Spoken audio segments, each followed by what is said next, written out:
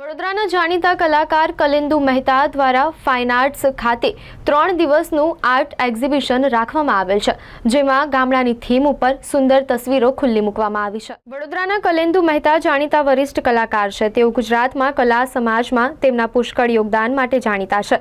કલેન્દુ મહેતા ગુજરાત રાજ્યના કલા શિક્ષક સંઘના ભૂતપૂર્વ પ્રમુખ છે।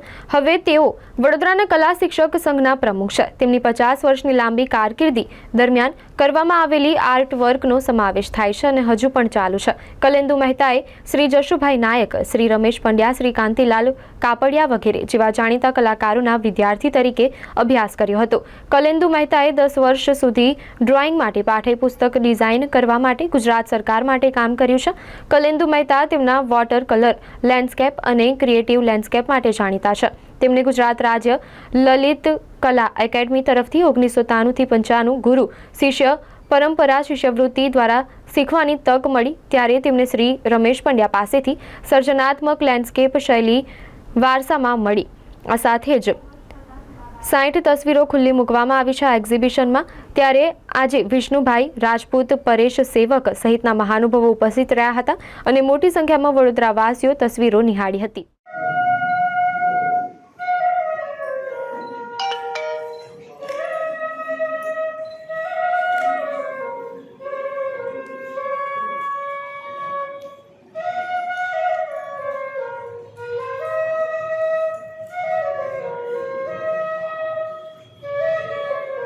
ગામડાના અંદર જન્મ થયેલો હોવાને કારણે ગામડાની જે પ્રકૃતિ છે, ગામડાનું જે લોકજીવન છે, ગામડાના ઘરો છે, ગામડામાં લોકો કેવી રીતે જીવે છે તે શહેરના લોકોને પણ છે તે જાણવાનું મળે, એટલા માટે મેં મારા અહીં આગળ ગ્રામ્ય જીવનને વધારે પડતું પ્રદર્શિત કર્યું છે।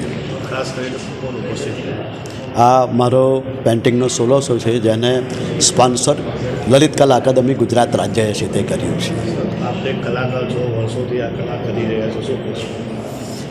સામાન્ય રીતે જે કલા છે, જે પ્રાચીન સમયની અંદર લોકો વાસ્તવિક જે આબેહૂબ કલા છે એનું ચિત્રણ કરવામાં ખૂબ જ નિપુણ હતા। આજે ધીરે ધીરે એ વાસ્તવિકતાને મૂકીને લોકોએ ક્રિએટિવ તરફ છે તે વધારે દોડ કરી છે।